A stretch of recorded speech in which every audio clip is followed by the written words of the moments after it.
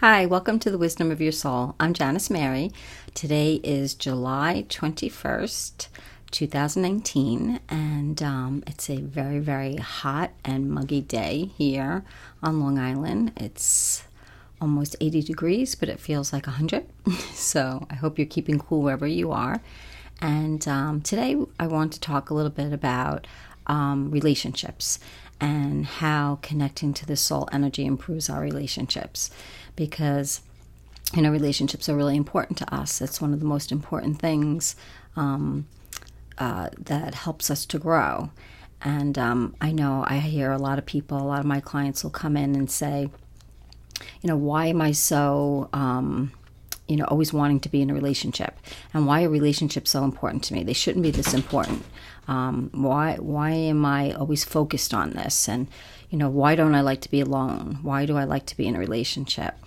And, again, we're so hard on ourselves by even saying that. Like, why do I want this? Why do I want that? Why, so something that comes naturally to us, wanting to couple, we judge, so, again, the soul who's kind of in the background would just be encouraging you to just accept who you are and your style. Some people love to be in relationships, and some people need a break from relationships. And, it's okay, whatever style you have.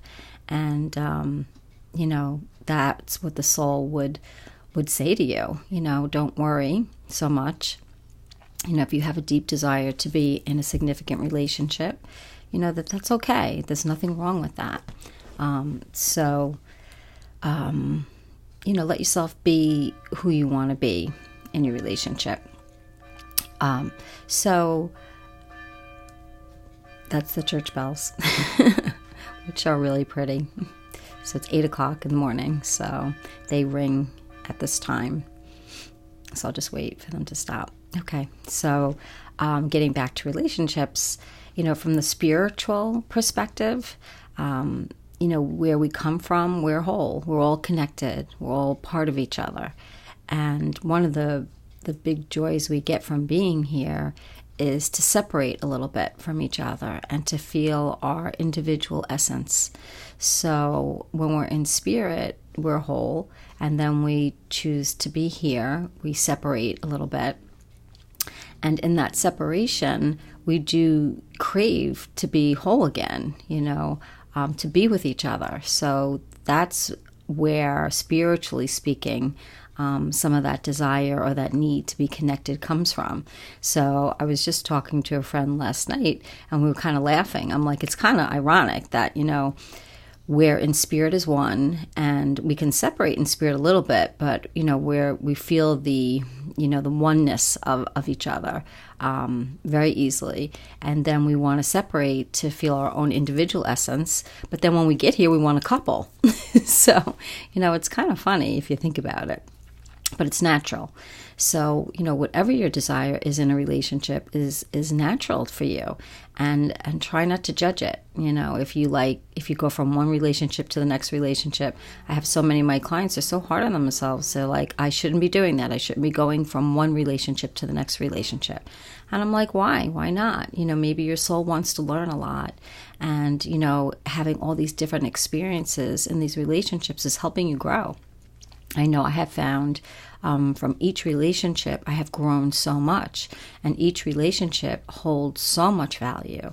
And usually the more, conflict-filled relationships hold more meaning to us and also more growth. So I know a lot of people get really down on themselves. I just have bad relationships. There's something wrong with me. I always have bad relationships. And the soul is always saying, it's okay, don't judge that. You're learning, look at how much you're learning. Look at how much you're gaining from that relationship.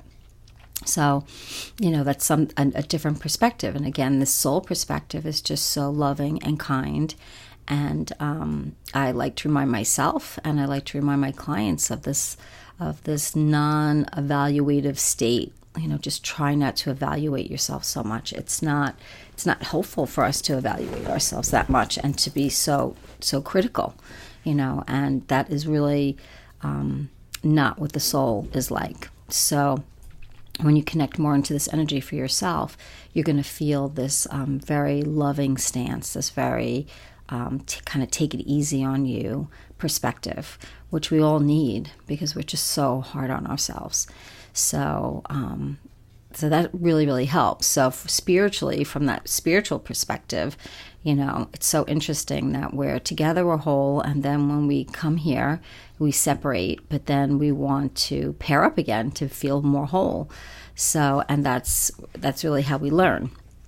So there's nothing wrong with that. So whatever style relationship you have, whether you're in one relationship your entire life here, or you go from relationship to relationship, or you've had many divorces, spiritually there is no right or wrong, and there's no better or worse. There's just experience. And, I find that to be very comforting, coming from a very judgmental stance on myself. That freed me up and made me feel like, oh, okay, so how I do relationships is really perfect for me. And giving my life experiences, how I was raised, all those things factor into who you pick and then what you experience. And we can't control that, and that's not something we can control. And that's the one thing that working with Spirit in my soul has really taught me, is that, we really can't control as much as we think we can. I always thought, well, next time I'm just going to pick a different type, or next time I get in a relationship, I'm going to do it this way, or I'm going to be more assertive, or I'm going to do this, or I'm going to do that. And a lot of it really comes down to like where you are personally with you. So if you're in a pretty good place with you, you're going to pick maybe differently, and you're going to be a little bit different.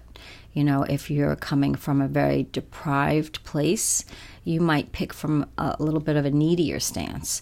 And again, the soul doesn't judge that. And the soul will be like, it's okay, So you're picking from this needy place, and there's nothing wrong with that. And once you feel a little bit better about yourself, you're going to have those needs fulfilled by you. So then the relationship isn't going to be so much your center. So that's really important. So, of course, being in relationship with other people always brings us back to the relationship we're having with ourselves.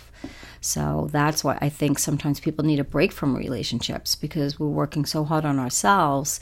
To add another person in who has their own ego and their own ideas can feel a little bit overwhelming. So it can be nice for us to take a little bit of a break.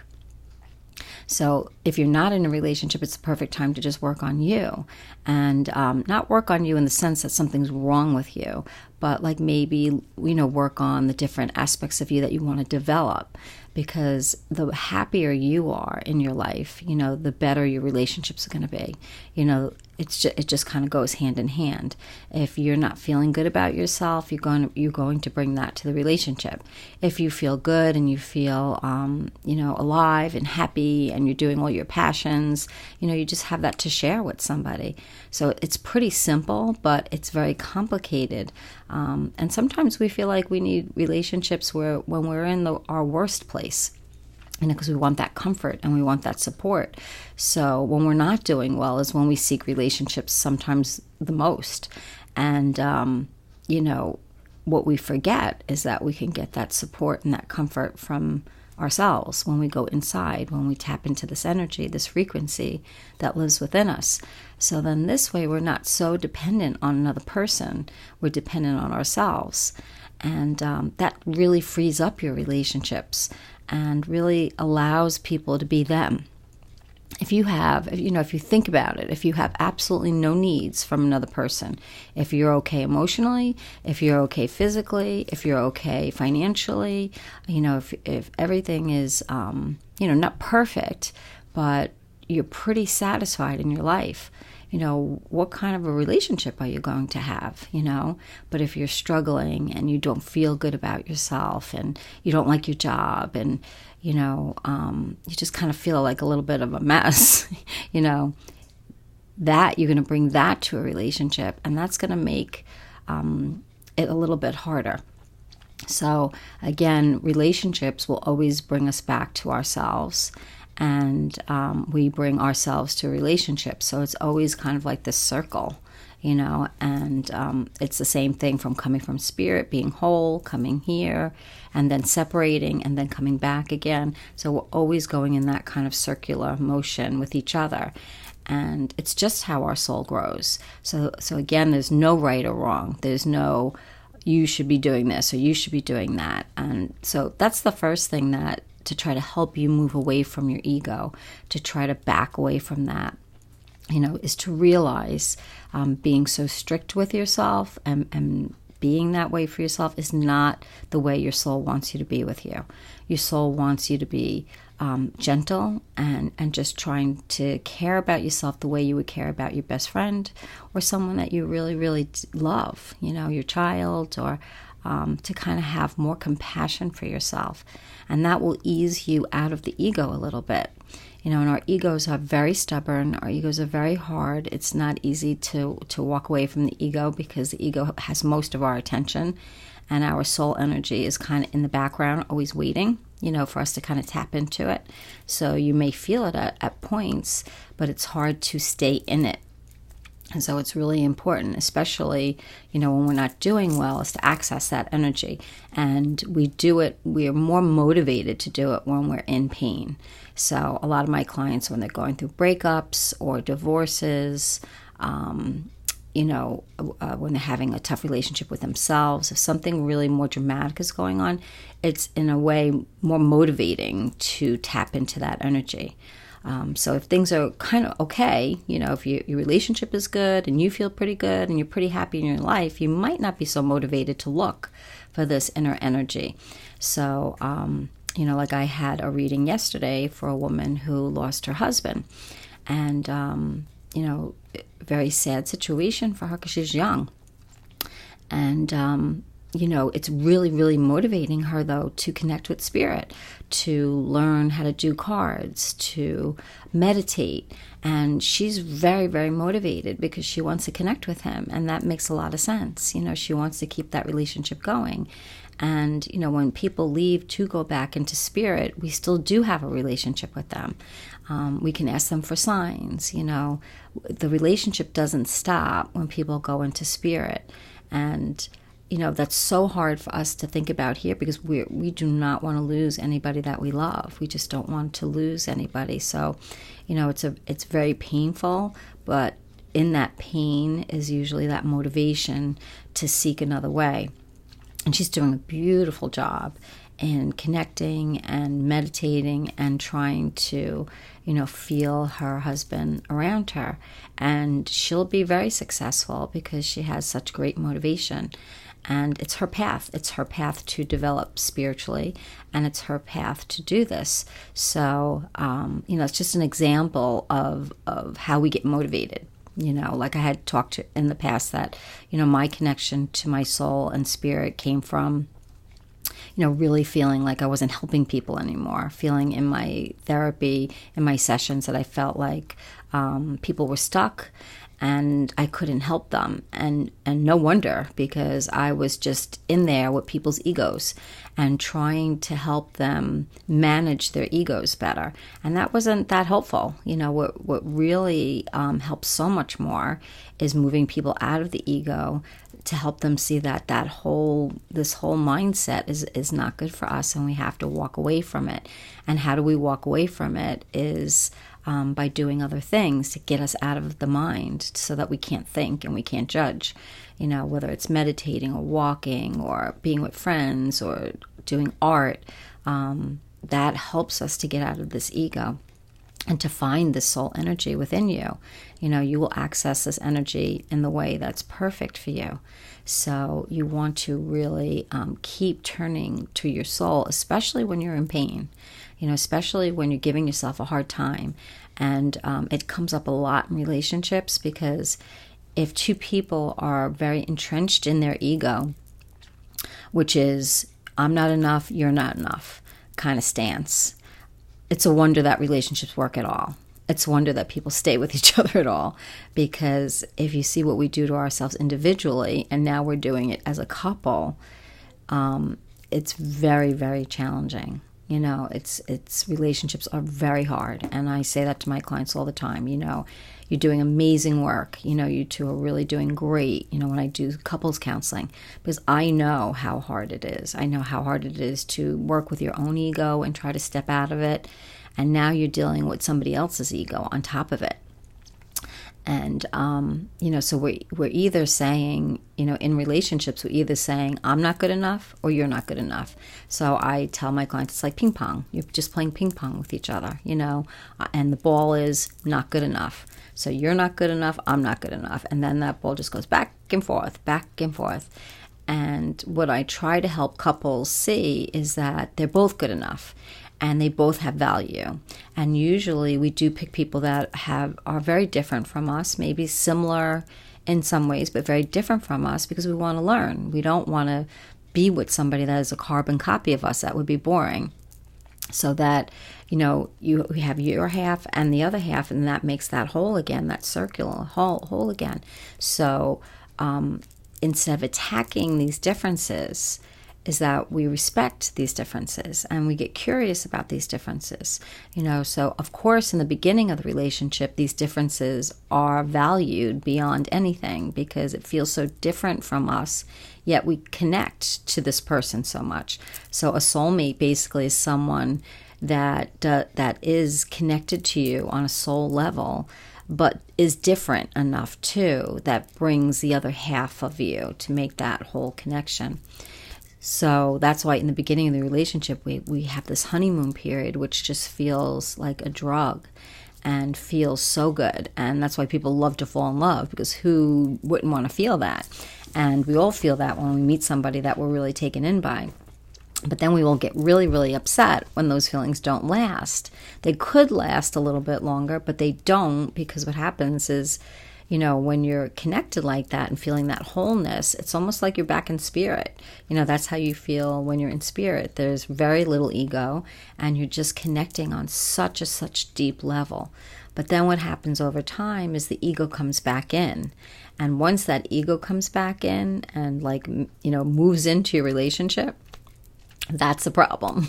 That is a big problem, because now instead of having a spirit guided, centered relationship, you now have an ego-driven relationship. And that's where it goes wrong. And that's where a lot of times people can't stay with each other anymore and have to get divorced. When I look back at my own relationships, I can see where I went wrong. I was very quick to blame. As being a therapist, I thought I knew it all. And I was very quick to blame the other person. And even though the other person was doing things that weren't great, I had a very difficult time taking any responsibility. So now I can see that I am responsible, and I do have my own issues that come into the relationship, and I get triggered just as easy as they do. And just because my triggers may be quieter doesn't mean that they're not there. So that was a big lesson for me in my relationships. My relationship, it's very easy to kind of be like, it's them, especially when there's things you can point to, like that's a little bit more obvious, like, oh, this person had this really bad thing, so it was definitely them. Well, no, it's half and half. It's always half and half. And again, I tell my couples in couples counseling, it's 50-50. It's like what we both bring into this relationship. You can't have a fight with nobody. You can't have a fight with a parked car. So if things aren't going well, and even if one person's screaming their head off and the other one's just quiet, you're both adding energy to that relationship and conflict. So we have to take responsibility for that.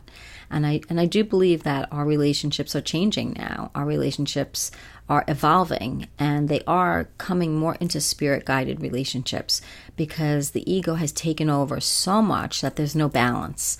So when there's no balance, all these relationships are ending, and that's why our divorce rate is so high.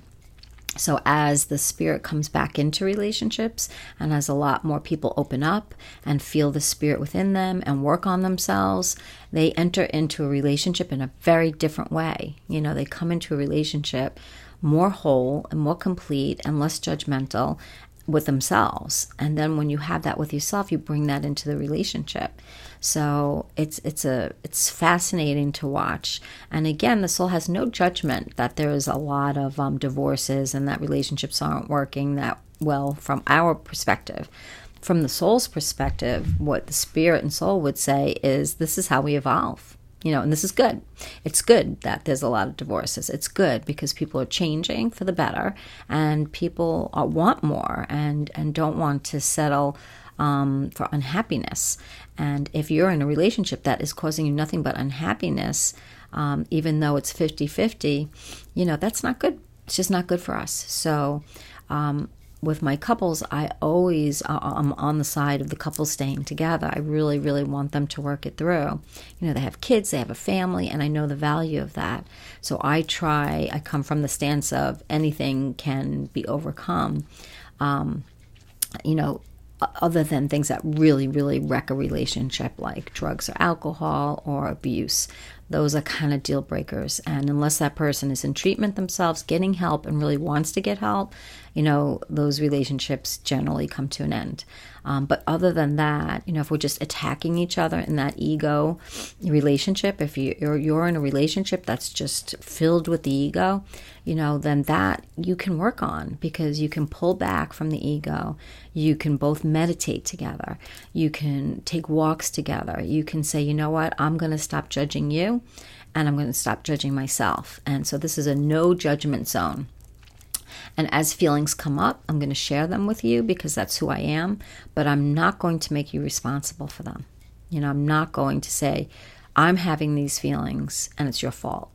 I'm going to say, I'm having these feelings and it doesn't feel good, and I wish I didn't have to feel this, and how can we work this together? So when we share intimately, it's not about changing the other person. It's just about sharing what's going on inside so that you can release it. And because 75% of the feelings that get triggered have to do with our past anyway. And our partner is just a representative from the past. Many people in our lives are just representatives from our past. So we're always projecting our past imprints of relationships onto our current partner. So that's always very interesting to realize. When I tell clients that, they're always like, wow, that's amazing. So when I react this way to my husband, it's because he's triggering me in the same way that my father did. And even though he's different than my father, he has those traits that really push my button. So when that happens, I'm no longer reacting to him as my husband. I'm reacting to him as my father. And once we get a little bit of insight in that, it kind of frees it up. Just will free it up for you. And you'll say, oh, wow, if I'm reacting on a scale of 1 to 10, a 10, then what is going on here? I know intellectually I shouldn't be reacting like this, but I am. And you're not crazy. That doesn't mean you're crazy when you're triggered. It just means that it hit a wound so deep and so young that has to be soothed and nurtured, expressed, and let go of, and not blamed to the other person. It's not the other person's fault that this trigger erupted in you. It really isn't. It's just what it is. But, when you work more in the soul energy, the soul will help you to realize that. The soul will bring you back to the original trigger of where that came from and help you soothe it. So the minute you go into that soul energy, it helps soothe things so much more that you don't have to get that soothing as much from your partner. So if you have a place within you that you can take those feelings to first, it soothes most of it. So then when you do share it with your partner, it's more like, wow, can you believe this got triggered in me when you did that?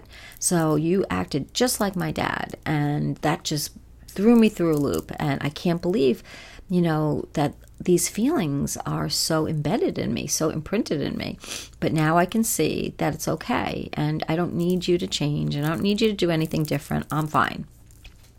And once we can own that, we can own our feelings, and we can own the fact that we're projecting our feelings most of the time on the other person, and it really has very little to do with the other person, then they don't take us so personally, we don't take them so personally, and the relationship is so much for the better, and you feel so much better.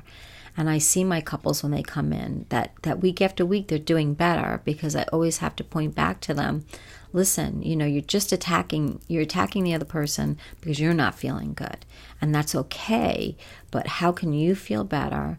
And how can you value these differences in your partner? Instead of ripping them apart, that you hate them now, the thing that you once loved, you hate. How can you get back to that place of valuing those differences? And as you value them in yourself, then the other person values them, and then you can value what's in the other person. So then again, it's pulling the ego out of your relationship. And getting the ego out of the relationship is not easy, and I would recommend going to therapy. Going to a therapist that is maybe a little bit more open to spiritual knowledge and some spiritual guidance, because a lot of times some therapists are just kind of like what I used to be doing, helping you manage the ego. And that can help a little bit, but it's only going to take you so far, and then you're going to get stuck. So, and that's why I was getting so frustrated in my own practice. I realized that I was getting stuck and I needed something more. And so going within and really getting your own comfort and getting your own information about you helps you to grow in a way that you don't get stuck any longer. So that's really important and really, really helpful. So, I hope all this makes sense. If you have any questions, leave comments, questions. I'm here to help you. I love helping people. I love helping people connect to their own spirit, because it is so comforting. And I feel like the luckiest person to be able to connect to my spirit this way, my soul this way. And it's not something that only I can do or only special people can do. Anybody can connect to the spirit. And as you can see, when we talk about the spirit and the soul and this frequency, it's just nothing but love, and it's nothing but kindness. So even when I'm in my ego, when I check back into the spirit, when I check back there, I always hear a different, viewpoint. And that viewpoint isn't my viewpoint, and it's not my ego's viewpoint. It's my spirit, my soul's viewpoint. And that's the essence of who I am. And it's the essence of who you are. So it is actually the same. So when you connect, you should be feeling the same thing, which is nothing but love for everything that you do, everything that you're trying, for your relationship with yourself and your relationships with other people, with your children. Every relationship that you have, the soul is with you and rooting you on and saying what a wonderful, wonderful job you're doing. And even if there's conflict, you're there. You're there working that conflict through. You care enough about the people in your life to think about them, and really work through these issues. And the soul is always applauding that and is always so grateful that you're doing that, because the soul realizes what hard work this is and how all of us are evolving. So anytime you start to evaluate yourself about anything, just know that there's an energy inside of you that never will ever agree with that the energy inside of you will always love you. And no matter what is happening in your life, the soul sees it as growth. And the soul loves you more and more, not less, because of who you are, or what you do, or what you accomplish. The soul is not about accomplishment. The soul is about you and your experiences and what you're going through. And as you bring this energy in, the soul will guide you in ways that make life a little easier. It's not going to make your life perfect, but it'll make your life easier, because you don't have to walk around feeling so bad. And that's the biggest takeaway from the soul energy, is that wherever you are in your life, it's perfect for you. You can't control it. You can't change it. We can make some changes when we're ready to. So we kind of have to just sit tight until we're ready to make changes. So if you're kind of in a place where you're like, oh, I should be doing this or I should be doing that, to kind of take a step back and just feel the soul saying to you, whatever's happening in your life is perfect. You're learning a lot. Even if there's a lot going on, that just means you're learning more. And I'm with you, loving you through each and every step. And, you couldn't be doing anything more wonderful and beautiful than what you're doing right now. And that's really the messages from the soul. It's just so loving, and it's so kind, and it's so different than the ego. And again, we're not going to rip apart the ego. The ego has its function of protecting a body, protecting us in this life. So that's the ego's job, is to protect us here, and the soul's job is to protect us here and there. So when we bring the soul in, it's just more of a blended life, and then we have balance. So having the ego and the soul working hand in hand together is much, much, much more satisfying and more peaceful, because the soul can help us understand what's happening with the ego and why the ego is getting really, really critical of yourself and your partner. So take a step back and work with yourself and your soul, and then ask your soul, how can I see this person differently? When the same thoughts about this person come up, oh, there they go, they did the same thing, they're driving me crazy. They're so difficult. Why can't they just relax and have a good life? If those thoughts are replaying in your mind over and over, ask your soul, can you help me shut these thoughts down? And can I just be with this person?